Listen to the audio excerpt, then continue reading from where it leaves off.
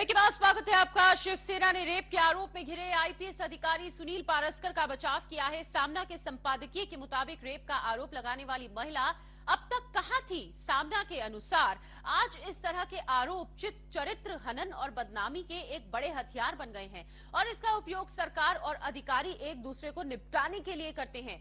सामना की माने, सामना के मुताबिक मुंबई के शक्ति मिल और दिल्ली के निर्भया जैसे मामलों पर बेहद सख्त है, लेकिन जिस तरह से यूपी की एक युवती ने कांग्रेस उपाध्यक्ष राहुल गांधी पर रेप का आरोप लगाकर सनसनी फैलाई, वो उसकी घोर निंदा करता है। सामना के संपादकीय में लिखा गया है कि ऐसे मामलों में पूरा सच सामने आए बिना किसी को बदनाम करना बंद होना चाहिए। आईपीएस अधिकारी पारस्कर के बचाव में अब उतरी है शिवसेना। मुंबई से इस समय संवाददाता भरत मिश्रा और ज्यादा जानकारी के साथ जुड़ गए हैं। भरत, इस पूरी खबर पर आपसे विस्तार से जानकारी चाहेंगे। क्या कुछ लिखा गया है इस संपादकीय में? देखिए, संपादकीय में सामना ने अपनी संपादकीय में साफ तौर पर मीडिया ट्रायल को लेकर कड़ी आपत्ति व्यक्त की है। उसने कहा है कि जिस तरह से महाराष्ट्र प्रदेश के एक बड़े अच्छे अधिकारी, बड़े उत्तम अधिकारी सुनील पारस्कर पर जिस तरह से एक मॉडल ने इस तरह का आरोप लगाया है, वो निश्चित तौर पर संदेह के घेरे में है और उसकी पूरी बगैर जांच किए बगैर कहीं भी सुनील पारस्कर को दोषी नहीं माना जाना चाहिए। लेकिन भरत, इस बीच आपको रोककर ये जानना चाहेंगे, अब शिवसेना पारस्कर के बचाव में आ गया है, लेकिन जिस मॉडल ने आरोप लगाया पारस्कर पर, उसने बाकायदा कुछ पिक्चर्स दिखाई हैं, कुछ तस्वीरें दिखाई हैं सबूत के तौर पर। ऐसे में इस तरह से शिवसेना का बचाव में आना पारस्कर के लिए क्या दर्शाता है?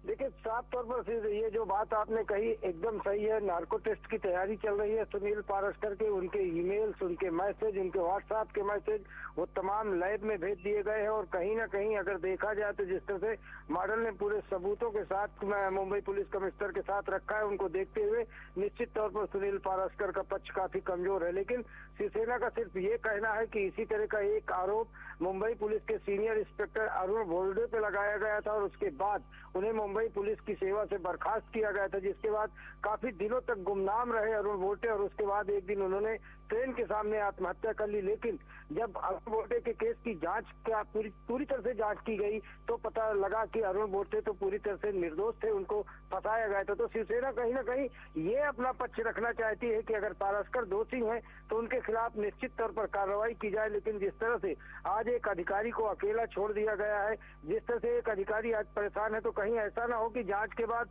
अरुण बोल्टे जैसा मामला और फिर निकले और एक बड़े अधिकारी को खोया जाए। शिवसेना साफ लिखती है कि वो बलात्कार के पक्ष में नहीं है, बल्कि मुंबई के शक्ति मिल में जिस तरह से हुआ उसकी वो सख्त खिलाफत करती है। लेकिन कहीं ना कहीं ये संदेह जरूर उठता है कि जब महिलाओं को कानून ने बलात्कार जैसे मामलों में इतना पुख्ता वो दिया है तो आखिर 6 महीने और 2-2 साल क्यों लग जाते हैं इस तरह की शिकायतें करने में? सबसे बड़ा सवाल शिवसेना ने टाइमिंग को लेकर, मॉडल की टाइमिंग जो है उस टाइमिंग को लेकर उठाया और उसी से ये अंदाजा लगाया जा रहा है कि कहीं ना कहीं शिवसेना इस अधिकारी के पीछे खड़ी है, जिस अधिकारी को उसके पुलिस डिपार्टमेंट ने छोड़ दिया और तमाम तरह से जो चारों तरफ से हार चुका है उसके पीछे शिवसेना ये खड़ी कर रही है कि मॉडल की टाइमिंग आखिर इतनी गलत क्यों है, 2 साल तक ये मामला क्यों उन्होंने दबा के रखा।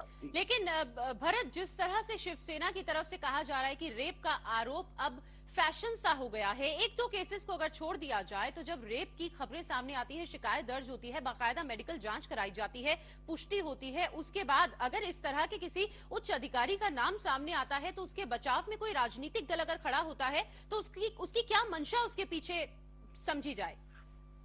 देखिए, मंशा का सवाल, एक सबसे बड़ा मंशा के सवाल पे तो तमाम तरह के प्रश्न चिन्ह लगाए जा सकते हैं। लेकिन शिवसेना की जो संपादकीय जो उन्होंने लिखा है, जिस संपादकीय में उन्होंने जो पीछे कई उदाहरण दिए हैं, कई एग्जाम्पल दिए हैं, कई बड़ी पर्सनालिटियों को इस तरह के केस में घसीटा गया और उसके बाद उसने निर्दोष साबित हुई।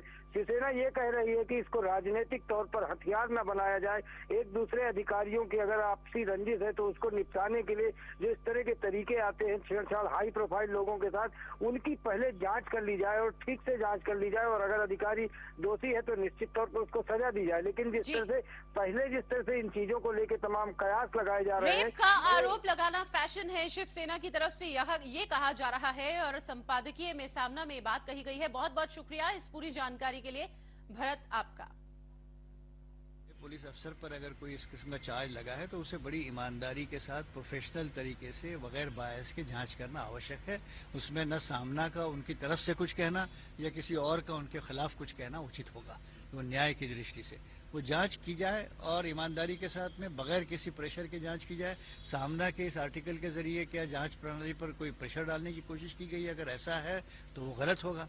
मगर इतना ज़रूर है कि मैं सामना की इस बात से सहमत हूँ कि जहाँ जहाँ महिलाएं इस किस्म के आरोप लगा लेती हैं वो सब सत्य नहीं होते।